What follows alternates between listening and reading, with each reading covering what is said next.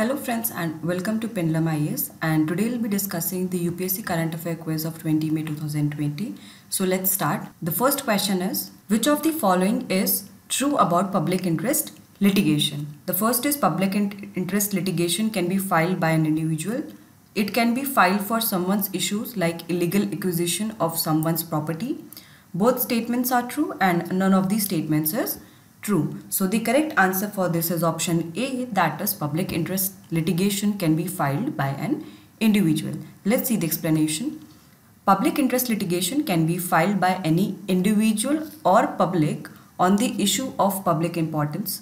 The person filing the petitioner need not be the actual victim. As the name suggests, no private matter can be filed in through PIL. In India, the PIL can be filed in the High Court and Supreme Court only, not in trial or district courts. In India, the concept of PIL was given by Justice Krishna Iyer in 1976 in Mumbai Kamagar Sabha versus Abdul Thai case. The first case of PIL was Hussain Ara Khatun versus State of Bihar, in which the right to speedy justice as a fundamental right was discussed. The PIL was finally established by Justice P.N. Bhagwati in the case of S.P. Gupta versus Union of India case. Therefore, the correct answer for this is option A. Moving to the next question. Which of the following statements is true about trade union? The statements are regulation of trade unions comes under the state list. Trade unions are regulated under the Trade Union Act 1926. The first registered trade union in India was Madras Trade Union, founded in 1918. You have to select the correct answer from the codes given below.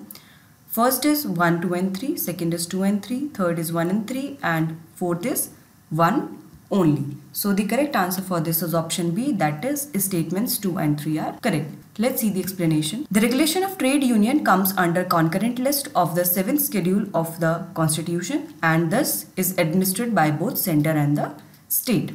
Therefore, statement 1 is incorrect as it was written over there that the regulation of trade union comes under state list.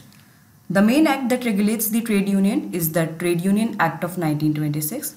The act provides for the registration of trade unions, their rights, liabilities and their responsibilities. The first association of workers in India was the Bombay Mill Hand Association, founded by N.M. Lokhande in 1890. While the first registered labour union was Madras Labour Union, founded by B.P. Wadia in 1918. Therefore, statements 2 and 3 are correct. So, the correct answer for this will be option B. Moving to the next question. Which of the following is true about the power sector in India? And the statements are, the electricity in India is regulated under the concurrent list under the 7th schedule. While the generation of electricity is a licensed activity, transmission, distribution and trading are delicensed activity. And third statement is, the Central Electricity Authority is the apex regulatory body for the electricity sector. So you have to select the correct answer from the codes given below. 1, 2 and 3 are correct. 1 only, 1 and 3 only, 2 and 3 only. So the correct answer for this is option B, that is 1 only. Let's see the explanation. Electricity in India comes under the concurrent list and it is administered by both state and center. Therefore, statement 1 is correct. The generation of electricity, including captive electricity production, is a delicensed activity, except in the case if the project is hydro project exceeding the notified capital cost, in which case the approval from Central Electricity Authority is required, while for transmission, distribution and trading a license is required. Therefore, statement 2 is incorrect. Central Electricity Regulatory Commission is the key regulatory authority or apex regulatory authority set up under Electricity Act 2003 and has quasi-judicial status, while Central Electricity Authority is a statutory body under the Electricity Act 2003 and is mainly an advisory body. Therefore, statement 3 is also incorrect. Hence, the correct answer for this is option B. Moving to the next question. Which of the following is true about Astra missile? And the statements are, it is a short-range air-to-air missile. Second, the missile has been developed by Hindustan Aeronautics Limited, HAL. Third is, Astra has been integrated with Sukhoi 30 MKI.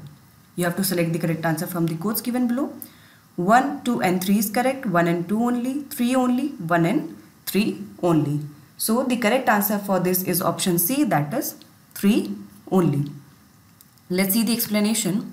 Astra is the first beyond visual range air-to-air missile developed by Bharat Dynamics Limited, DRDO. So the statement 1 is incorrect. It can intercept both short and long range targets. It is an all-weather missile. Therefore, the statement 2 is also incorrect.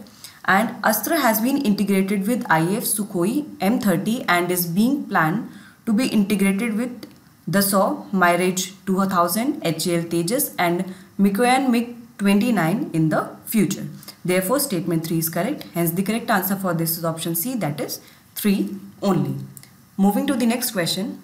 Which of the following is true about the Saharia tribe? And the statements are, it is a matrilineal and endogamous tribe. Second, it is found in Madhya Pradesh only. Third, the clans of Saharia people are administered through a clan headed by Patel. So you have to select the correct answer from the codes given below. 1, 2 and 3, 1 and 3, 2 and 3 and 3 only. So the correct answer for this is option D, that is 3 only. Saharia tribe is a particularly vulnerable tribe found in Madhya Pradesh and parts of Rajasthan. It is a patriarchal and exogamous, that is marry outside the clan. Therefore, statements 1 and 2 are incorrect. The tribe does forest collection and produces matches and other forest products to earn a living. Some of the Saharia people also do settled agriculture. They believe in animism but also worship Hindu gods and celebrate festivals like Holi, Diwali, Raksha Bandhan, etc. Dakar Baba is the main personality worshipped by the tribe people. The clans of Saharia people are administered through a clan headed by Patel. Therefore, statement 3 is correct. Because the tribe is exogamous, so in the wake of COVID-19, marriages have been affected in this tribe. Therefore, the correct answer is D, that is only 3 is correct. Moving to the next question. Which of the following is true about Pinanga andamanensis? It is a shrew cat found in Nicobar Island. It is an endangered species of banana found in Andaman Island. It is a critically endangered species of palm found in Andaman Island, or it is a newly discovered variety of frog discovered in Port Blair. So the correct answer for this is option C, that is it is a critically endangered species of palm found in Andaman Island. Let's know more about this. Pinanga andamanensis is one of the critically endangered species of palm found in South Andaman Island. It is closely related to Erica palm. It was first discovered by Odardo Beccari in 1934 based on the collection of E.H. Mann, but later was thought to be extinct. Later on, it was discovered in 1992 on Mount Harriet National Park hill ranges. Now it has been provided with a second home at Palod, Kerala by Jawaharlal Nehru Tropical Botanic Garden and Research Institute. Therefore, the correct answer is option C. Moving to the next question. Consider the following about D.B. Shekatkar Committee. The committee gave its recommendation related to the creation of border infrastructure. Second is the committee recommended to mandatorily adopt engineering procurement contract mode for implementation of works costing more than 100 crore. Which of the above given statements is or are correct? First only, second only, both 1 and 2, neither 1 nor 2. So the correct answer for this is option C, that is both 1 and 2. Now let's see the explanation. Recently, the government has implemented D.B. Shekatkar Committee recommendations related to creation of border infrastructure. The committee recommended to mandatorily adopt engineering procurement contract mode for implementation of all works worth more than rupees 100 crore, and this has been implemented by the government. The government has also implemented the latest technology like blasting technology to speed up the construction.